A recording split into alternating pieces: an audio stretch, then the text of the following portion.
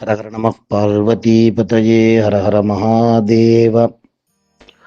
ஒரு கோவில்ல உற்சவம் நடக்கும் பொழுது சுவாமி எந்தெந்த இடத்துல எல்லாம் இருந்து நமக்கு அனுகிரகம் பண்ணுவார். ஏன்னா பெரிய கோவில்ல போகிறோம், நம்மளால உள்ள இருக்கக்கூடிய கூட்டத்தை எல்லாம் தாண்டி சுவாமியை பார்க்க முடியலன்னா நமக்கு இந்த சுவாமி காட்சி கொடுக்கல அப்படின்னு யாரும் வருத்தப்பட வேண்டாம். சுவாமி என்ன சொல்லியிருக்கார் அப்படின்னா, இந்தந்த இடத்துல எல்லாம் என்னை பார்த்தேன்னா பரிபூர்ணமான அனுகிரகம் உனக்கு உண்டு. அதாவது மூலஸ்தானத்தில் இருக்கக்கூடிய சுவாமியை பார்த்தா என்ன புண்ணியமோ அதே புண்ணியம் நான் எந்தெந்த இடத்துல எல்லாம் தங்குறேனோ அந்தந்த இடத்துக்கெல்லாம் உண்டு அப்படின்னு அவர் எங்கெல்லாம் தங்குவார் அப்படிங்கிறத பற்றி சொல்லியிருக்கார்.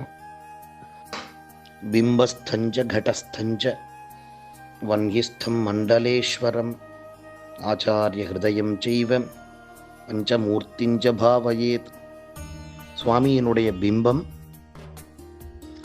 மூலவர் உற்சவர், கடஸ்தஞ்ச கும்பத்தில் நம்ம ஆவாகனம் பண்ணியிருக்கக்கூடிய கும்பம், அடுத்தது வன்கி அக்னி காரியத்தில் இருக்கக்கூடிய சுவாமி, மண்டலேஸ்வரம் மாச பூஜை தீட்சையில் போன்ற விஷயங்கள்லாம் மண்டலத்தில் சுவாமியை பண்ணுறது பூஜை பண்ணுறோம்ல, அந்த மண்டலேஸ்வரரை தரிசனம் பண்ணாலும் ஆச்சாரிய ஹிருதயம் செய்வன் என்றும் இருப்பான் சிவத்விஜனிடத்தில்.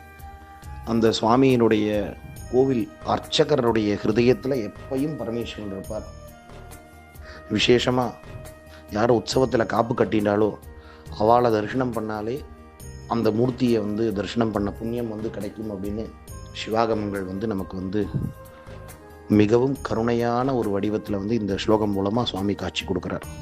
ரொம்ப கூட்டமாக இருந்ததுன்னா யாகசாலையில் இருக்கக்கூடிய கும்பத்தையோ உற்சவ மூர்த்தியோ மூலஸ்தான சுவாமியோ அக்னிகாரியம் பண்ணக்கூடிய நெருப்பையோ அந்த சிவாக்னியோ அந்த ரக்ஷாபந்தனம் பண்ண ஆச்சாரியரோ இல்லை அந்த ஸ்தலஜராக இருந்து அந்த சுவாமியை திருமேனி தேண்டி வழிபடக்கூடிய ஆச்சாரியரையும் தரிசனம் பண்ணாலே, இதில் யாராவது ஒருத்தரை தரிசனம் பண்ணாலும் சாக்ஷாத் கைலாயத்தில் இருக்கக்கூடிய பரம்பொருளையே தரிசனம் பண்ண புண்ணியம் அப்படின்னு சிவாகமங்கள் குறிப்பிடுது.